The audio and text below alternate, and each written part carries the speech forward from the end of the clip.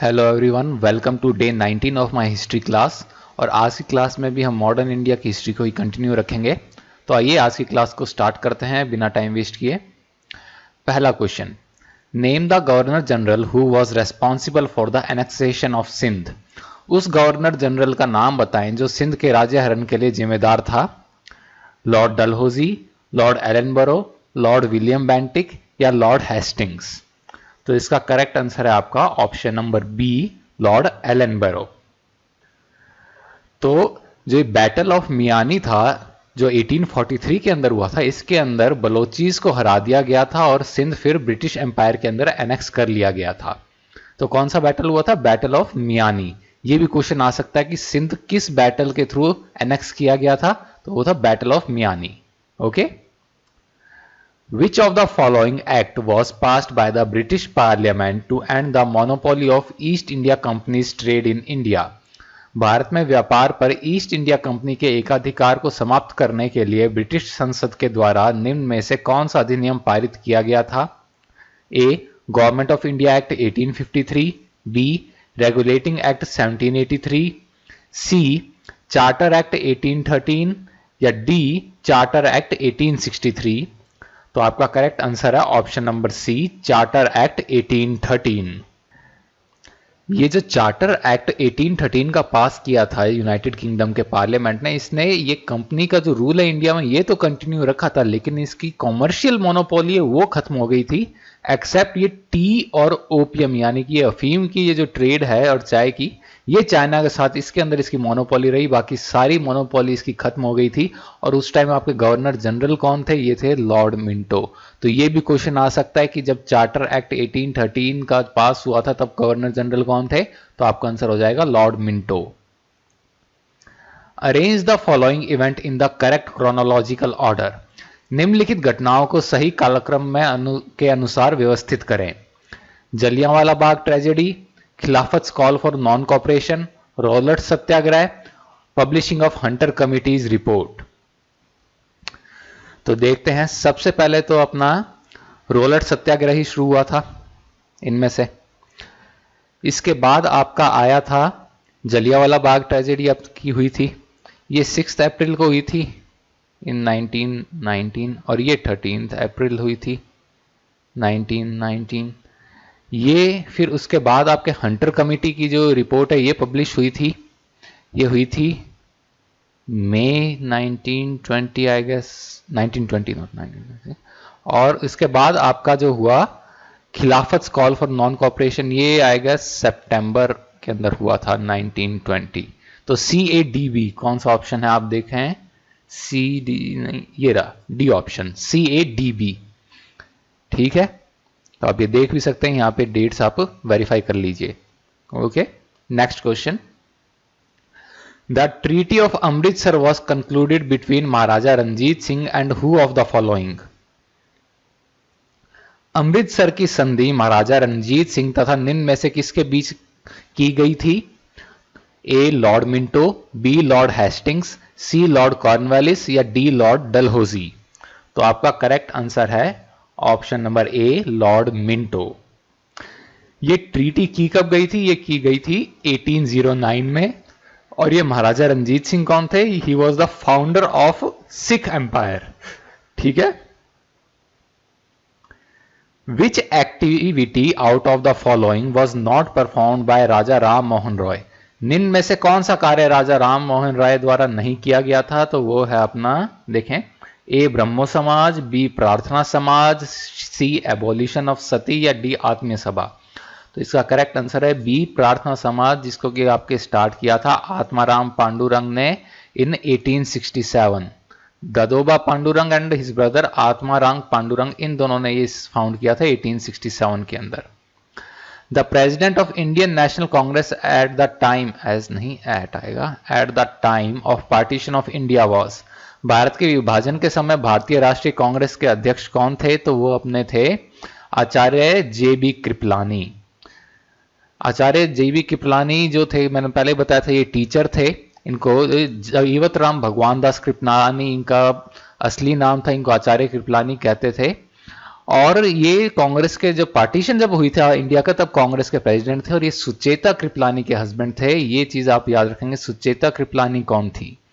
सुचेता कृपलानी जो थी ये अपनी फर्स्ट वुमेन चीफ मिनिस्टर रही थी, जो अपनी वो सुचेता कृपलानी थी। She was the chief minister of Uttar प्रदेश।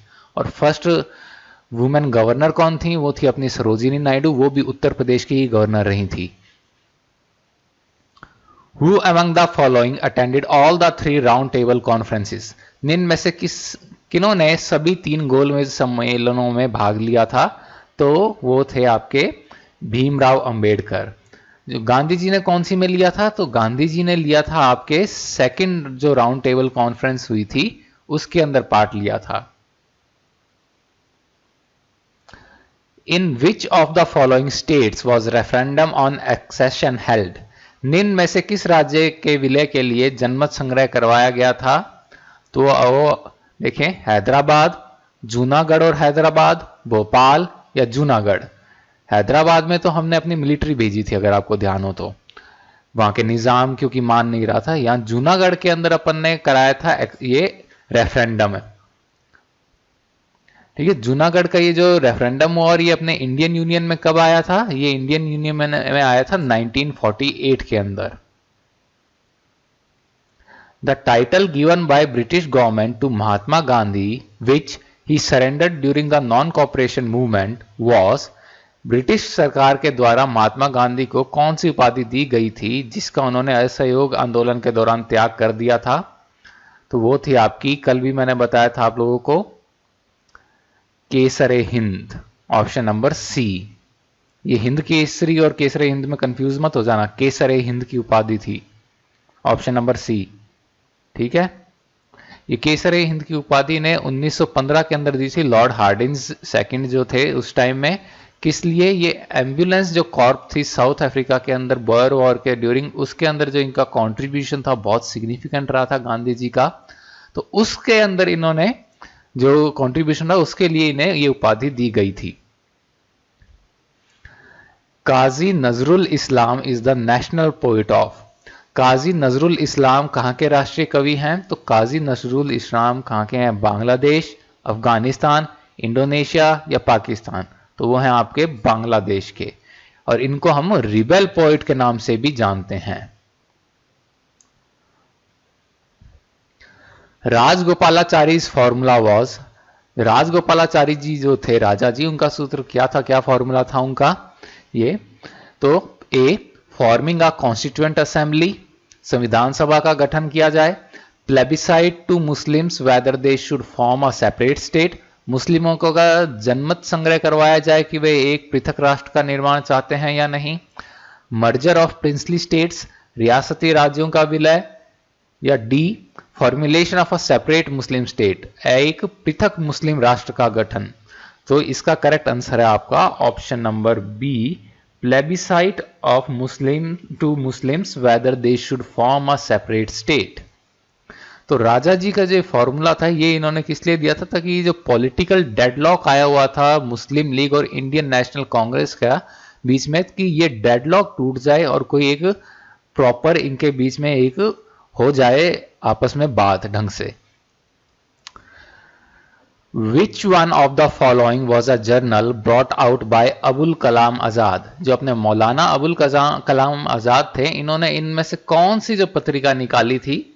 तो वो इन्होंने जो निकाली थी अल जमीन, द इंडियन सोशलिस्ट, अल हिलाल या जमींदार, कौन सी थी? तो वो थी आपकी अल हिलाल। अल हिलाल इन्होंने पहले, ये पहला पब्लिकेशन इसका आया 13 जुलाई 1912 के अंदर, लेकिन 1914 के अंदर इसको ब्रिटिश गवर्नमेंट ने बंद कर दिया क्योंकि ये ब्रिटिश गवर्नमेंट को क्रिटिसाइज करती थी और ये इंडियन मुस्लिम्स को ये एग्जॉर्ट करते थे कि ये ज्वाइन करें इंडिया का freedom movement. In which of the following regions was Baba Ramchandra active in organizing peasants? Baba Ramchandra निम्न में से किस क्षेत्र में किसानों को संगठित करने में सक्रिय थे? मद्रास, उड़ीसा, अवध या बिहार? तो इसका करेक्ट आंसर आपका है ऑप्शन नंबर सी, अवध।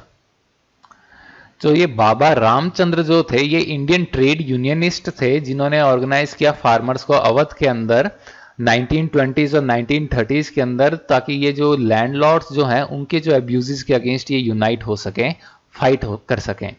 और जो कमलकांत त्रिपाठी की ये हिस्ट्री बेस्ड नॉवल है बेदखल, उसके ये प्राइम कैरेक्टर्स में से एक हैं। The governor general who followed a spirited forward policy towards Afghanistan was, वह गवर्नर जनरल कौन था जिसने अफगानिस्तान की तरफ आगे बढ़ने की एक साहसी नीति अपनाई थी? एल्गिन, लिटन, मिंटो या डफरिन? तो इसका करेक्ट आंसर है आपका option number B, Lord Lytton. तो ये क्या था? ये एंग्लो अफगान वॉर हुआ था, सेकंड एंग्लो अफगान वॉर, ये लॉर्ड लिटन के टाइम पे हुआ था 1878 से लेके 1880। तो ये क्या था? ये एक पार्ट था, ये जो ग्रेट गेम जो चला था ब्रिटिश और रशियन एम्पायर्स के बीच में। ग्रेट गेम क्या था कि ये अफगानिस्तान के अंदर ये डिप्लोमेटिक और पॉलिटिकल जो ये खींचतान चल रही थी, वो था ये ग्रेट गेम इनका। Who was the founder of Asiatic Society of Bengal? Asiatic Society of Bengal के संस्थापक कौन थे? तो वो देखें, William Bentinck, Sir William Jones, Ram Mohan Roy और लॉर्ड कॉर्नवालिस। अब विलियम तो दोनों के अंदर है, तो विलियम तो थे ही थे, लेकिन कौन से थे? विलियम बेंटिक नहीं थे, विलियम जोन्स थे। ठीक है, तो इन्होंने कब फाउंड की थी? ये 1784 के अंदर, फोर्ट विलियम इन कोलकाता। ठीक है।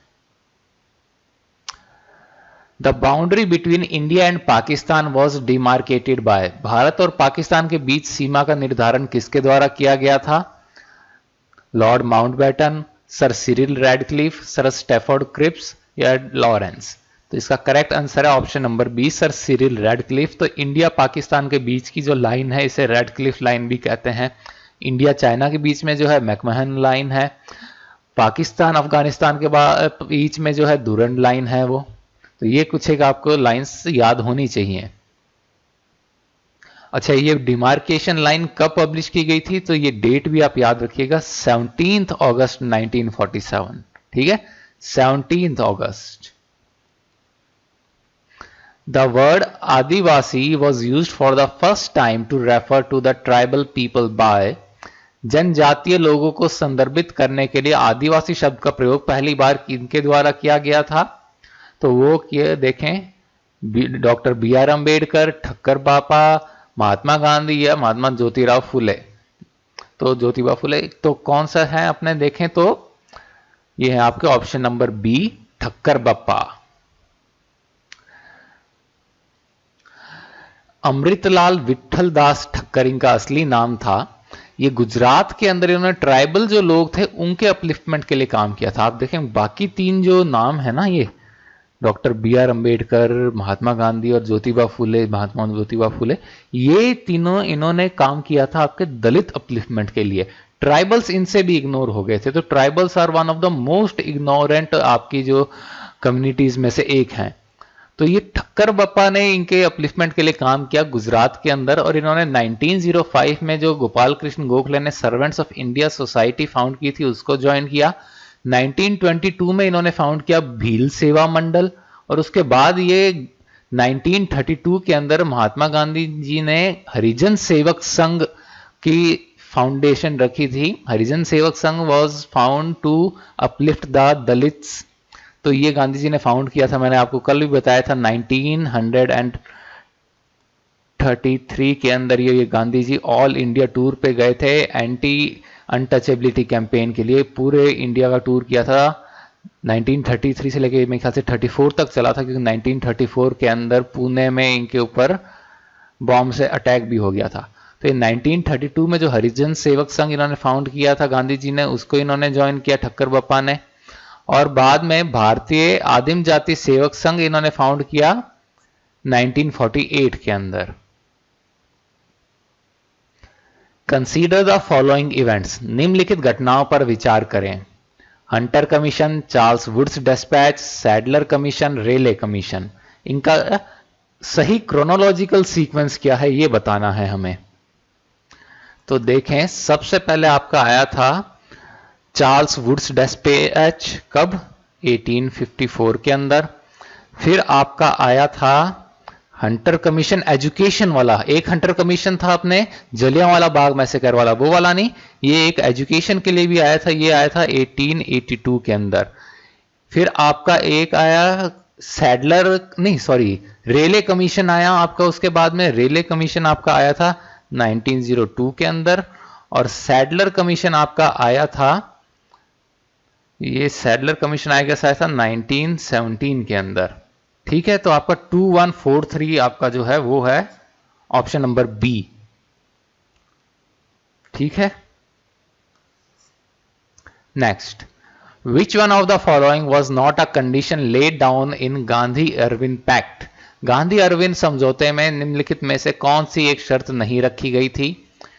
ए, the Indian national congress should stop the civil disobedience movement, भारतीय राष्ट्रीय कांग्रेस को सविनय अवज्ञा आंदोलन को रोकना चाहिए।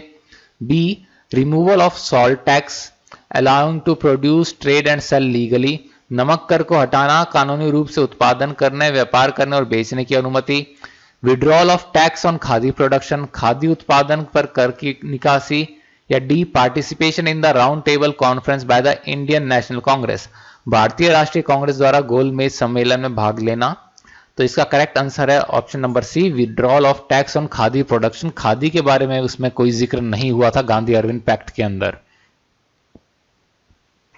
और गांधी अरविंद पैक्ट कब किया गया था? 5 मार्च 1931। आपको ध्यान है round table conference, second round table conference कब हुई थी? 1931। फर्स्ट हुई थी 1930 और थर्ड हुई थी 1932। ठीक है, ये ईयर्स भी आपको याद रखने हैं। Who made the famous painting Dandi march, प्रसिद्ध चित्र दांडी यात्रा किसने बनाया था? तो वो बनाया था आपके नंदलाल बोस ने। नंदलाल बोस थे, ये रविंद्रनाथ टैगोर के ये शिष्य थे, and he was the pioneers of modern Indian art. और इनकी जो स्टाइल कहलाती थी पेंटिंग की, वो थी इंडियन स्टाइल ऑफ पेंटिंग। और इनके गांधी जी के साथ काफी क्लोज रिलेशनशिप्स थे, और he is the only artist जिन्हें कि गांधी जी ने कभी संरक्षण दिया होगा, वरना गांधी जी को आर्ट की ज्यादा समझ नहीं थी, ज्यादा टाइम नहीं था बेसिकली आर्ट के लिए। India of my dreams book is the collection of whose speeches and notes. India of my dreams पुस्तक किसके भाषणों एवं टिप्पणियों का संग्रह है? तो वो है अपने राष्ट्रपिता महात्मा गांधी जी के। Which of the following measures saw a widespread agitation for the first time after the revolt and ultimately led to the formation of the Indian National Congress? निम्न में से किस उपाय को विद्रोह के बाद पहली बार व्यापक विरोध का सामना करना पड़ा था तथा जो अंततः भारतीय राष्ट्रीय कांग्रेस के गठन का कारण बना? A, arms act, B, Ilbert bill controversy, C, royal titles act, या डी, वर्नाक्यूलर प्रेस एक्ट। तो इसका करेक्ट आंसर है आपका option number B, Ilbert bill controversy. ये जो इल्बर्ट बिल कंट्रोवर्सी हुई थी, इसके अंदर क्या था कि आपको ध्यान है इल्बर्ट बिल के अंदर जो इंडियन जजेस थे वो यूरोपियंस को भी ट्रायल कर सकते थे, तो ये जो थी इसकी वजह से काफी कंट्रोवर्सी हुई थी। तो उसके बाद ये इंडियन नेशनल कांग्रेस उसके 2 साल बाद उसके बाद फॉर्म हुई थी। ये 1883 के अंदर इल्बर्ट बिल कंट्रोवर्सी हुई थी और इंडियन नेशनल कांग्रेस 1885 के अंदर फाउंड हुई थी। तो ये इल्बर्ट बिल कंट्रोवर्सी के बाद क्या हुआ था, ये इंडियन नेशनल कांग्रेस आपके फॉर्म हुई थी। यहां पे आंसर दे रखा है आर्म्स एक्ट, जहां तक मेरे को ध्यान आ रहा है इल्बर्ट बिल कंट्रोवर्सी थी, तो इसको आप बी करके रख लीजिए, इल्बर्ट बिल कंट्रोवर्सी। और मैं कल और आपको डबल वेरीफाई करके बता दूंगा, पर जहां तक मेरे को अच्छे से ध्यान आ रहा है ये इल्बर्ट बिल कंट्रोवर्सी ही थी। ठीक है, तो भी मैं कल आपको फिर से बता दूंगा इसके बारे में, लेकिन जहां तक मेरे को है ये आप ध्यान रख लीजिए। क्वेश्चन नंबर 922, इसका मैंने आपको आंसर बताया B, Ilbert bill controversy. Bihar Diwas is celebrated on which day across the state to commemorate the day when Bihar was carved out of the Bengal presidency in the year 1912? Bihar दिवस को राज्य भर में किस दिन मनाया जाता है जब वर्ष 1912 में बिहार को बंगाल प्रेसिडेंसी से बाहर किया गया था? तो वो है आपका option number D, 22 March. By which governor general and when was the Carnatic state annexed? Karnataka राज्य का हरण किस गवर्नर जनरल के द्वारा किया गया था तथा कब किया गया था? ए lord Minto in 1808, B Lord Cornwallis in 1792, C lord Wellesley in 1801 या डी सर जॉन शोर इन 1797? तो इसका करेक्ट आंसर है आपका option number C, lord Wellesley in 1801। ये अपने कब से कब तक रहे थे गवर्नर जनरल? 1798 टू 1805 तक रहे थे। और ये कार्नेटिक जो रीजन था, यहाँ पे मुगल, ब्रिटेन और ये फ्रांस के बीच में हेजीमोनी की लड़ाई हुई थी, जिसमें एंड में ये ब्रिटिश की ही विक्ट्री हुई थी और ये फिर ब्रिटिश डोमिनेंस इंडिया में एस्टेब्लिश हो गई थी।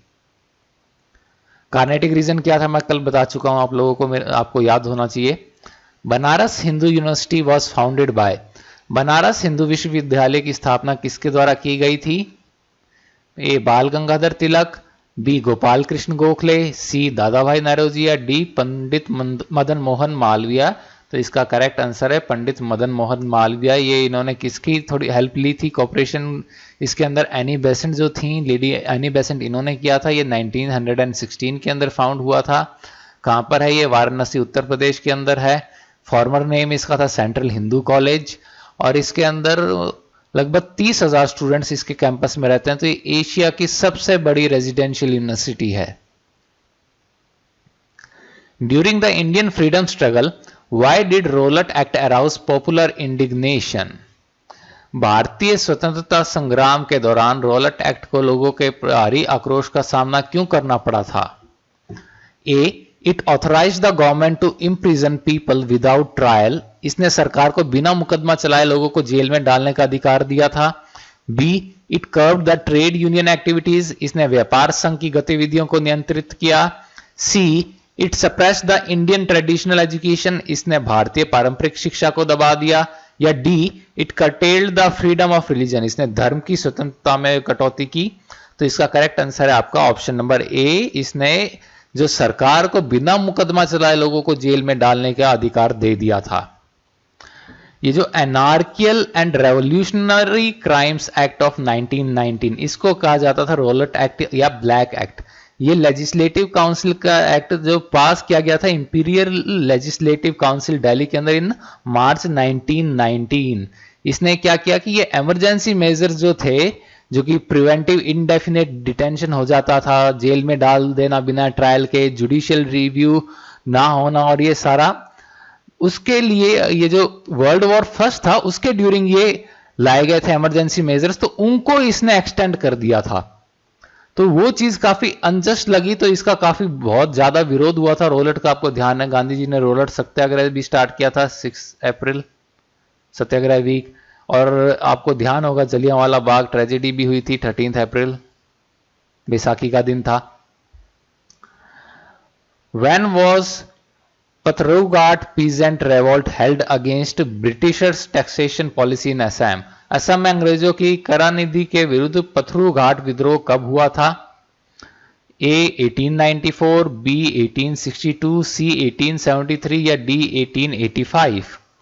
तो इसका करेक्ट आंसर है आपका ऑप्शन नंबर ए 1894।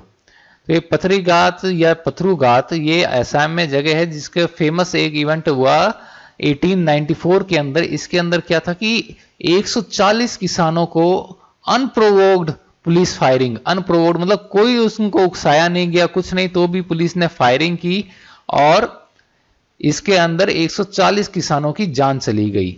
और ये किस चीज के अगेंस्ट ये प्रोटेस्ट कर रहे थे? तो कि इन्होंने रेवेन्यू ये जो बढ़ा दिया था उसके अगेंस्ट ये प्रोटेस्ट कर रहे थे। Consider the following events in the history of British India and right the correct chronological sequence. British Bharat के इतिहास में निम्नलिखित घटनाओं का सही कालक्रम निम्न में से कौन सा है? संथाल रेबिलियन, इंडिगो रिवोल्ट, सन्यासी एंड फकीर रेबिलियन, बिरसा मुंडा रेबिलियन? तो देखें सबसे पहले आपका आया था सन्यासी एंड फकीर रेबिलियन, ये आपका लेट 18th सेंचुरी के अंदर हो गया था, लेट 18th सेंचुरी के अंदर। और उसके बाद आपका आया था संथल रेबिलियन, ये आपका हुआ था 1855 के अंदर। फिर आपका आया था इंडिगो रिवोल्ट, ये आपका हुआ था 1859 के अंदर।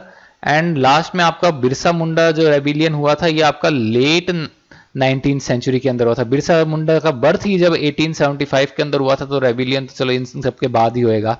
तो 3124 आपका कौन सा है? ये है आपका option number D.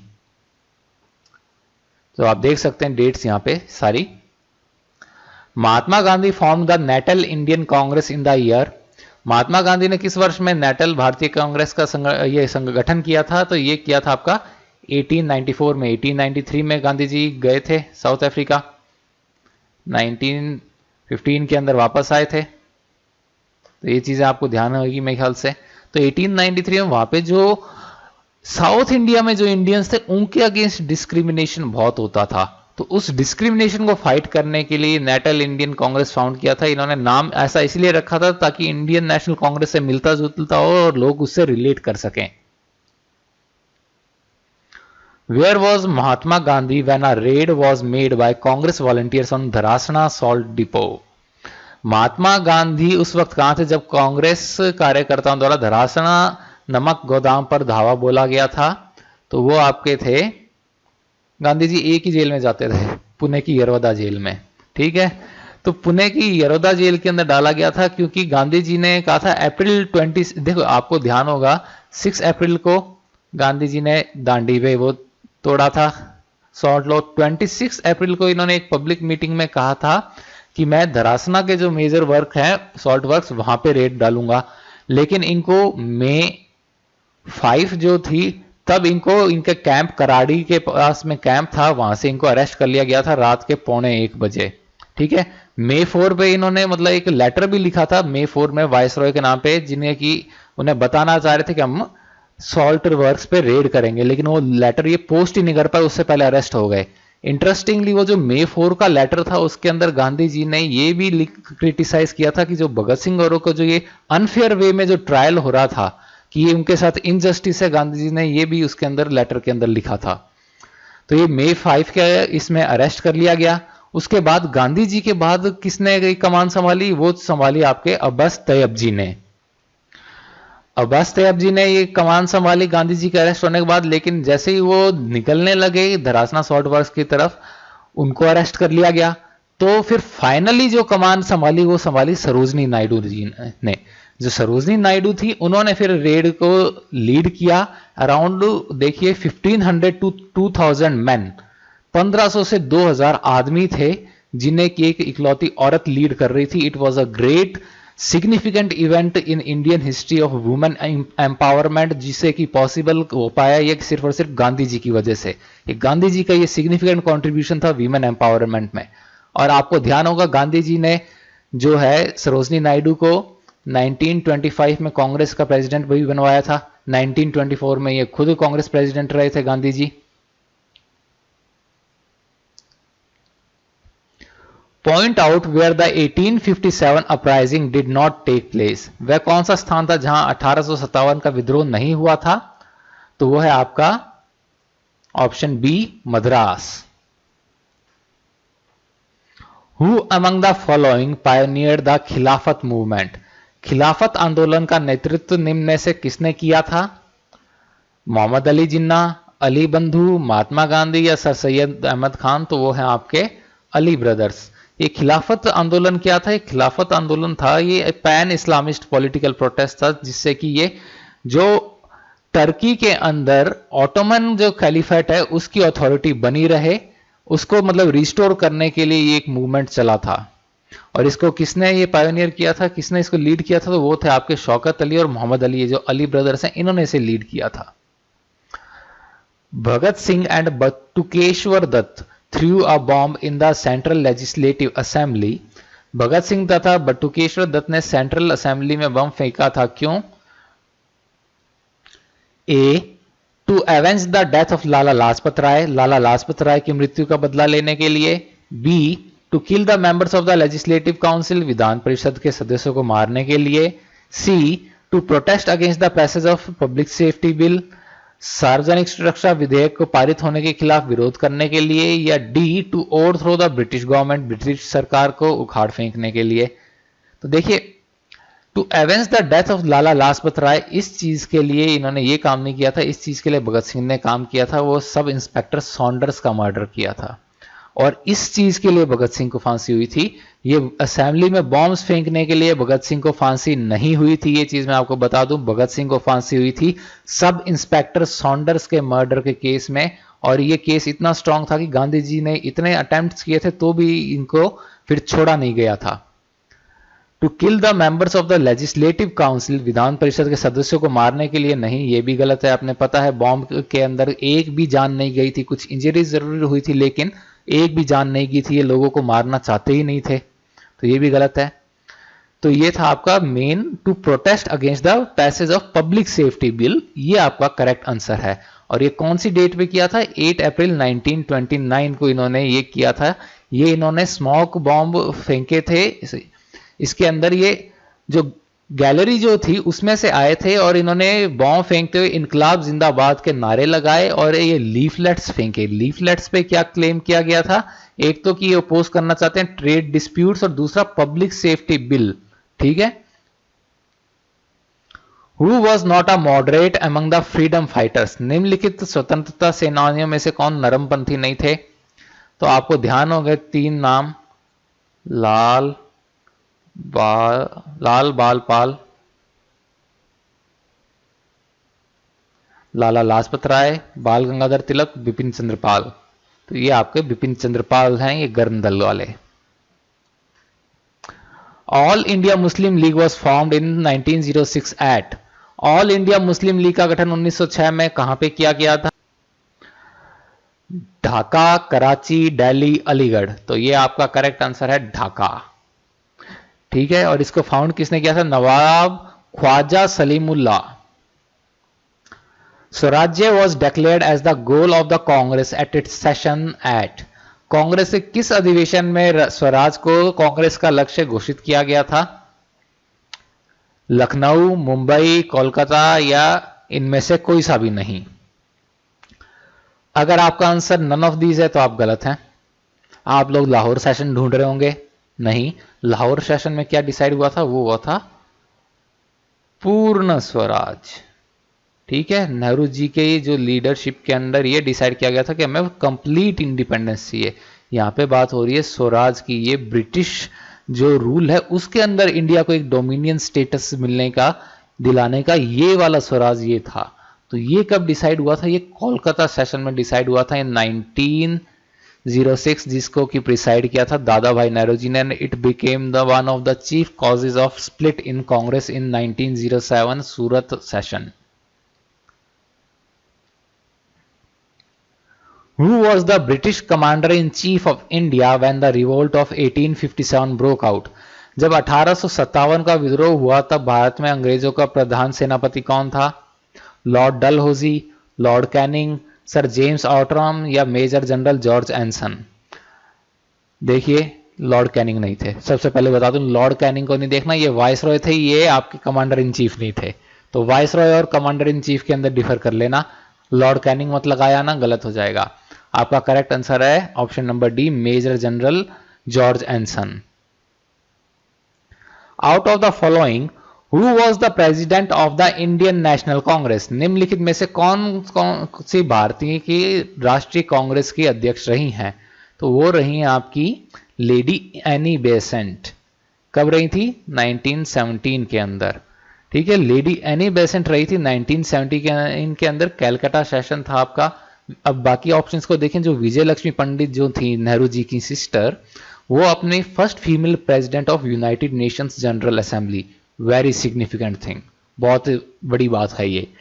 Aruna Asaf Ali जो थी, इन्होंने ग्वालियर टैंक मैदान, जो कि जिसे अब अगस्त क्रांति मैदान कहा जाता है, बॉम्बे के अंदर, वहां क्विट इंडिया मूवमेंट में झंडा फहराया था। इस चीज के लिए ये जानी जाती हैं। 1942 में काम किया था। ये क्वेश्चन आता है कि किसने ग्वालियर टैंक मैदान, जिसको कि अब अगस्त क्रांति मैदान कहते हैं, वहां पे भारत छोड़ो आंदोलन के दौरान 1942 में झंडा फहराया था? तो वो थी अरुणा आसफ अली, और ये आजादी के बाद दिल्ली की पहली मेयर भी बनी। सुचेता कृपलानी के बारे में मैं आपको बता ही चुका हूं, फर्स्ट वुमेन चीफ मिनिस्टर रही थी ये उत्तर प्रदेश की 1963 से 1967 तक। In 1890, the first woman graduate of Calcutta University addressed the Congress session. Who was she? 1890 में कलकत्ता विश्वविद्यालय से पहली महिला स्नातक ने कांग्रेस के अधिवेशन को संबोधित किया था। वह कौन थी? मालविका मुखर्जी, पंडिता रामाबाई, कादम्बिनी गांगुली या इनमें से कोई नहीं? तो आपका करेक्ट आंसर है option number C, Kadambini Ganguly. Kadambini Ganguly पहली इंडियन और साउथ एशियन फीमेल फिजिशियन और सर्जन थी जो कि वेस्टर्न मेडिसिन में ट्रेंड थी, और ये one of the first female graduates in India थी, Kadambini Ganguly. Which of the following Indian women promoted female education and publicized the needs of non-elite women as well? निम्न में से किस भारतीय महिला ने महिला शिक्षा को बढ़ावा दिया? किन भारतीय महिला ने महिला शिक्षा को बढ़ावा दिया था तथा गैर कुलीन महिलाओं की आवश्यकताओं को भी प्रचारित किया था? ए. पंडिता रामबाई, बी. आनंदीबाई कर्वे, सी. ताराबाई शिंदे या डी. बीबी हरमन कौर? तो इसका करेक्ट आंसर है आपका ए, पंडिता रामबाई सरस्वती। पंडिता रामबाई सरस्वती ये इंडियन सोशल रिफॉर्मर थी और ये पायनियर थी एजुकेशन और वीमेन के जो ये इमेंसिपेशन मतलब आज़ादी के लिए। एक होता है इमेंसिपेशन और एक होता है इमेसिपेशन। इमेसिपेशन होता है किसी बीमारी और से आप बहुत ज़्यादा कमज़ोर हो जाते हैं, और इमेंसिपेशन ये आज़ादी। ठीक है, इन दोनों वर्ड्स में कंफ्यूज मत होना, इंग्लिश का भी मैं थोड़ी थोड़ी बीच में बता ही देता हूं आपको। तो ये जो थी ये फर्स्ट वुमेन थी जिन्हें कि ये टाइटल दिया गया था पंडिता का एज अ संस्कृत स्कॉलर और सरस्वती का। और ये कहां से एग्जामिन की गई थी? ये की गई थी faculty of university of Calcutta से। ठीक है। In which of the following sessions of Indian national congress Mahatma Gandhi had said Gandhi may die but Gandhism will remain for ever? भारतीय राष्ट्रीय कांग्रेस में के निम्न में से किस अधिवेशन में महात्मा गांधी ने कहा था गांधी मर सकता है लेकिन गांधीवाद हमेशा जीवित रहेगा? ये बात सही भी है। महात्मा गांधी की तो हत्या 1948 में होगी, लेकिन उसके बाद भी देखिए गांधी जी आज भी अमर हैं। आप देखेंगे Martin Luther king junior India आए स्पेसिफिकली ये ताकि स्पेशली कि वो गांधी जी को ज्यादा ढंग से समझ सकें, और इनके जो बेसिस जो ये सिविल डिसोबीडियंस मूवमेंट पे इन्होंने अपना जो था एंटी अपार्थाइड मूवमेंट चलाया मार्टिन लूथर किंग जूनियर ने। तो मार्टिन लूथर किंग जूनियर ने ये कहा कि किसी एक इंसान जिसने मुझे सबसे ज्यादा इंस्पायर किया वो है मोहनदास करमचंद गांधी। आप देखेंगे नेल्सन मंडेला भी इनसे इंस्पायर रहे, दलाई लामा और कई सारे लोग इनसे इंस्पायर हुए। तो ये बात तो सही है। ये बात कही कौन से सेशन में थी गांधी जी ने? तो ये कही थी कराची सेशन 1931, जिसको कि प्रिसाइड किया था उनके right hand man Sardar Vallabh Bhai Patel ने। In the year dash the Maratha empire ceased to exist with the surrender of the Marathas to the British ending the third Anglo Maratha war? किस वर्ष में तीसरे एंग्लो मराठा युद्ध की समाप्ति एवं मराठा द्वारा अंग्रेजों के समक्ष समर्पण के साथ ही मराठा साम्राज्य का अस्तित्व समाप्त हो गया? तो वो आपका है देखें 1792, 1811, 1818 या 1806। तो इसके अंदर आपका करेक्ट ऑप्शन है ऑप्शन नंबर सी 1818। ये थर्ड एंग्लो मराठा वॉर ये कन्फ्लिक्ट था ये अपने ब्रिटिश ईस्ट इंडिया कंपनी और मराठा एम्पायर का, और इसके बाद ब्रिटिश ईस्ट इंडिया कंपनी को लगभग इंडिया का कंट्रोल मिल गया था। इसके बाद मराठा एम्पायर ये खत्म हो गया था। डिसाइसिव कन्फ्लिक्ट था इन दोनों के बीच में। Simon commission of 1927 was boycotted because 1927 के साइमन कमीशन का बहिष्कार किया गया था क्योंकि there were differences among the members, सदस्यों के बीच मतभेद था। Congress felt that people of India are entitled to Swaraj, Congress को लगा कि भारत के लोग स्वराज के हकदार हैं। There was no Indian member in the commission, इस कमीशन में कोई भारतीय सदस्य नहीं था। या D it supported the Muslim League, इसने मुस्लिम लीग का समर्थन किया था। तो इसका करेक्ट आंसर है there was no Indian member in the commission. Simon Commission के साथ ही मेरे ख्याल से आपके क्लीमेंट एटली भी इंडिया आए थे, who later on became the prime minister of Britain, और अपने इंडिया के जो इंडिपेंडेंस के टाइम पे क्लीमेंट एटली ही ब्रिटेन के प्राइम मिनिस्टर थे। ठीक है, तो ये 7 मेंबर्स की कमेटी थी, किसके अंडर आई थी? सर जॉन साइमन के अंडर इन 1927-28 के अंदर अपने इंडिया में आई थी, और अपने साइमन गो बैक के नारे इंडिया में लगने लग गए थे। आपको ध्यान है लाला लाजपत राय भी इसी का विरोध कर रहे थे, फिर लाठी चार्ज के अंदर उनकी जो डेथ हो गई थी। Who among the following was the leader of the extremist group in the Indian national Congress? भारतीय राष्ट्रीय कांग्रेस में चरमपंथी समूह के नेता निम्न में से कौन से थे? तो आपको पहले ही बताया था लाल बाल पाल, तो यहां पे आपको बाल मिल गए, Bal Gangadhar Tilak. Which tribal uprising is known as Ulgulan? उस आदिवासी विद्रोह का नाम बताइए जिसे उलुगुलान के नाम से जाना जाता है। तो ये था आपका, जो इसको बिरसा मुंडा ने जो लीड किया था वो वाला आपका था उलुगुलान। ठीक है, बिरसा मुंडा जो ये ट्राइबल फ्रीडम फाइटर थे, रिलीजियस लीडर और फोक हीरो हैं बिरसा मुंडा, इन्होंने ये उलुगुलान रेबिलियन ब्रिटिश कॉलोनियल गवर्नमेंट के अगेंस्ट लीड किया था। The last major extension of British Indian territory took place during the time of? British Bharat क्षेत्र का आखिरी बड़ा विस्तार किस समय में हुआ था? तो वो आपको था लॉर्ड डलहौजी के टाइम में। इनकी डॉक्ट्राइन ऑफ लैप्स इन्होंने बहुत ज्यादा यूज ली थी, तो इसके डॉक्ट्राइन ऑफ लैप्स यूज लेके झांसी, सतारा, जैतपुर, सामलपुर, उदयपुर, नागपुर, इन सब को इन्होंने एनेक्स कर लिया था और अवध को एनेक्स किया था on the basis of local misgovernance. The capital of India was shifted from Calcutta to Delhi in the year? Bharat की राजधानी कलकत्ता से दिल्ली किस वर्ष में स्थानांतरित की गई थी? तो वो की गई थी 1911 में। उस टाइम आपके थे जो वाइसरॉय वो थे lord Hardinge two. The widow remarriage act was pass during the governor generalship of? विधवा पुनर्विवाह आएगा, वही मैं बोलूं क्या लिखा हुआ है ये, पुनर्विवाह अधिनियम किसके गवर्नर जनरल कार्यकाल में पारित किया गया था? तो वो आपका लॉरेंस कैनिंग बेंटिक या डलहौजी। तो ये आपका करेक्ट आंसर है ऑप्शन नंबर डी, डलहौजी। तो ये इसके सबसे मेन प्रोपोनेंट कौन थे इसके? ये थे ईश्वर चंद्र विद्यासागर, जो कि इसके मेन कैंपेनर थे विडो रीमैरिज के। इन्होंने पेटिशन लगाई लेजिस्लेटिव काउंसिल में, लेकिन एक काउंटर पेटिशन लग गई। किसने लगाई?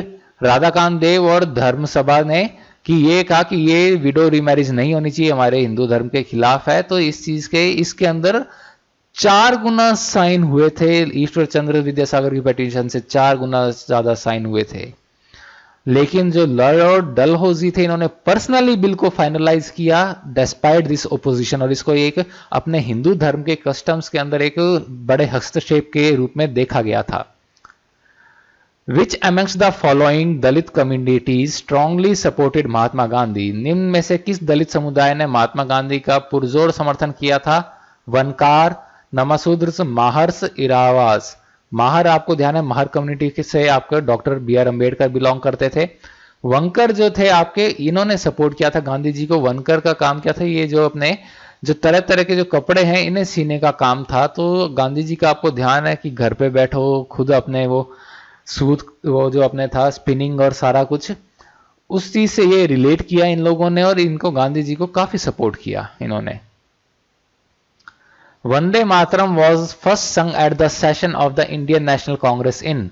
वंदे मातरम को पहली बार वर्ष कौन से में भारतीय राष्ट्रीय कांग्रेस के किस अधिवेशन में गाया गया था? तो वो आपका था 1896 के अंदर। अब आप बताएं सेशन कौन सा था? वो सेशन था कलकत्ता सेशन। गाया किसने था? अपने गुरुदेव रविन्द्रनाथ टैगोर ने।